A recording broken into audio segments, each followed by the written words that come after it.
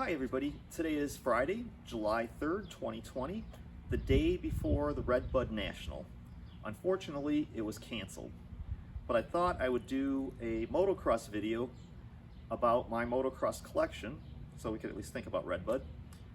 So I thought I'd start at the bottom with the boots. So these are my Scot Boots, which I bought. This is actually my second pair of Scot Boots. As you can see, they're pretty beat up, but I kept buying them because I liked them. Bob Hanna wore them. Of course I like them. So after that, I bought the AXO boots. Put these down. So I bought these boots, the RC Turbos, Turbo 2 or RC2. I did like them a lot, but I like the Scot Boots better. Now these are in pretty good condition because I really didn't wear them that much, but I did race with them. When I was wearing these boots when I broke my hip. When I was at the hospital, I broke my hip on Laraco's Leap. When I was at the hospital in the emergency room and they were trying to work on me, they wanted to cut the boots off. I would not let them do it. Luckily, my friend Doug Goings was there, who you may know from Service Honda. He knew how to get the boots off without having them cut off of me, but they would have cut everything off of me. They did cut off my motocross pants. But the boots, luckily, were saved. So here they both are. So later, after I stopped racing motocross in 1993, I would use these when I cut the grass because they're pretty solid and sturdy. So I think the next thing we should check out are the motocross pants. I have quite a few pairs of those. So I'll get those and I'll be right back. One thing I forgot to mention is when I raced motocross, I had a nickname given to me by my friend Top Cover. I gave him the nickname Top Cover because he's an airline pilot. He called me the Blaster, so it ended up on the license plate. There would be an E there, but there's also another person with a Chevrolet Corvette that's red, believe it or not, who also has the license plate Blaster, not me. But the next thing I want to show you are my JT Racing pants. I bought these, I think 1980. My friend Jeff originally bought these, and he was going to get a Honda CR125R. He ended up getting a Yamaha, and he bought the pants already, so he'd never wore them. So he told me about this and he said, Bill, I'll trade you, because he knew I was buying the pants, these pants, which have Honda on them, okay, Honda on the front. He spent the extra money to get the JT lettering on the back. These pants are wore out, but these are the pants. And I bought the brand new pair of Yamaha pants, and I just gave him the Yamaha pants, and he got this pair. So these are the ones I wore the most of the time. They finally, like the motocross, the Scot Boots, they wore out, but I wore them as long as I could. Wear and tear and all, holes, everything. So actually when I was racing and just riding really, I actually used all my hockey equipment because I was a big hockey fan at one time. I'm not now, but I was then. So yeah, these are JT pants. They're, you know, not bad. They're not good actually, but they are wore out, but I keep them. They're mine. I also had Dave Miller, I don't know if it was DNC or DMC, but I thought it was Dave Miller Racing Products pants. I had 4 pairs of these. So this pair I actually wore a lot. This pair looks like it's fairly new, but kind of wore out. I got these from my friend Dan Thews. He no longer was gonna race motocross, and he was giving his stuff away or selling it, whatever he could sell. Like he sold his Scot Boots, but he was giving away his pants because no one really wanted Dave Miller pants. So I took 3 or 4 pairs, I don't remember how many. But when I did break my hip out at Red Bud, when I told you they cut the clothing off, it was one of these pants, Dave Miller concept. So I broke my hip trying to do Laraco's Leap. I didn't make it, that's why it broke. But yeah, these were the pants that I was wearing.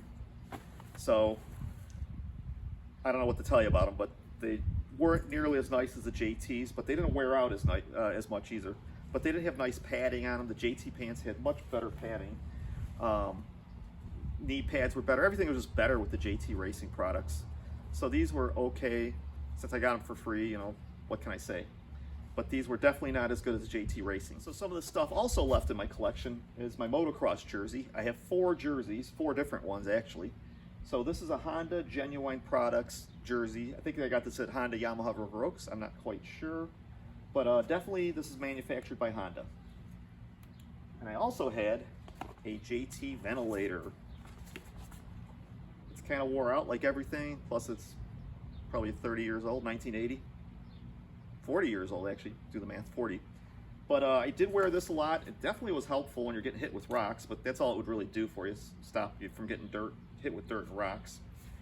So I had this, I wore this a lot. I didn't wear it every single time I raced. I raced a lot, but I didn't wear this every single time, but I did wear this a lot. So when I come home from work or leave for work, I see the Corvette on the driveway you saw, and the Ford Focus. It reminds me of motocross. Bright red like a Honda motocross bike, and that's the only thing I raced was Honda motocross bikes. So when I go to Redbud, I always wear my golden Spectro hat, which I got at North Shore Honda. And of course, you've seen in the background, my Honda jersey and my Miller Racing Products pants. The other stuff is over here, the JT Racing ventilator and stuff like that. Normally have it on display somewhere, but it's not on display like I'd like to have it. Okay, the next thing I want to show you are my Scot Boots. I bought these on eBay. I don't remember how long ago it was. They weren't cheap, let me tell you. What's good, or unique anyways, is that it came with a repair kit. So that's what's in this box. I have no idea what's in the repair kit. It was listed on the eBay ad, but I never looked at it. So that's in here. I'm not going to open it, but I am going to show you the Scot Boots. So the cover's off. This is some other kind of boots, Sidi, S-I-D-I, I'm not sure if that's how you pronounce it. So this is what the box would look like if you go bought a brand new pair of Scot Boots. Like I said, I had 3 pairs of Scot Boots. At least I think I told you I had 3 pairs. So this is what the box would look like when it comes in the mail. I ordered all 3 pairs, through mail order. There was no online back then. Okay, after a couple takes, I got it. Here's the Scot Boots. Hopefully you can see them. They're not out of the frame this time. Brand spanking new pair, never worn at all, period. I happened to find these on eBay, and one of my friends ordered them for me. Here's the left boot, also brand new, nothing used, brand spanking new, never worn. They look perfect. One ride and they'll get all messed up. Okay, the next thing I want to show you is my Bob Hanna poster. I got this at East St. Louis International Raceway in East St. Louis, Illinois. It's actually a drag strip, but they built a motocross track right next to it. So me and my friends went down there. I don't know if it was 1983, 84, or 85. They had all 3 classes there.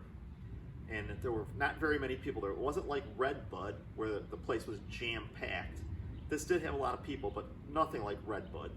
So we went there the night before. We watched practice. Very cool. They had the 125, 250, 500 class. So that was all 3 classes. It was easy to meet the riders and talk to them. Now, when you go to the race now, they don't have the pits open like they used to. But back then, Redbud and, of course, East St. Louis, Illinois, the racetrack there, you could go into the pits afterwards. And all the riders that were there, that were the top guys, that were signing autographs, very nice, very nice. So we got to spend a little time with Bob Hanna. And this is a poster. It's dusty, so hopefully you can see it. But Bob Hanna autographed this. Somehow I got it back from East St. Louis to my part of Chicago, Illinois. I lived in South Holland, Illinois at the time, so we're going from one end of the state to the other, and it's a long trip. Somehow I got it back without getting it damaged, and I had it for the longest time. And then one year my mom found it. She thought for Christmas she would get it framed in a picture, so she had it framed. And here it is. I've never put it on the wall ever. It just sits next to my desk. I look at it every once in a while. So Bob Hanna on the number 12. I think it's got the double actuator arms for the front brakes. I'm not sure if that's what they're called. I forgot what they're called now. So I was very excited, very happy. We got to meet my favorite rider, Bob Hanna. So I've met him numerous times over the years. Don't really know him, of course, but he's always been very, very nice. I know he's funny when he gets on. Does the podium stuff, but in person he was very nice to me. My mom, he was very nice to my mom the one time she met him. So yeah, this is from East St. Louis, Illinois. The one and only time they held national motocross out there. And one side thing, note, my friend Top Cover was actually there. I didn't know him at the time. He was going to school in St. Louis to become an airline pilot. So working our way up, starting out with the boots, then the pants, the jerseys. Got 2 more jerseys I wanted to show you. These are from JT Racing. I bought these. I'm not sure where I bought them. I have no clue. So here's one of the jerseys. It's medium in size. So it's, of course, Honda, and I'm a Honda fanatic, maniac. I'm a motocross maniac, too. So it's medium in size. It'll never fit me now. So this is a regular jersey. I'm not sure if it had a specific name. And then this one got little vents in it. It's probably going to be hard to see on camera. But both brand spanking new. Can't even tell they're used. They're never used, by the way. Both brand spanking new. For whatever reason, this one's got like a stain on the back. I'm not sure why. It's a little discolored here and there. Never worn, never raced, never worn in a race, never worn anywhere, so I don't know why it has that. I don't think these have even been washed.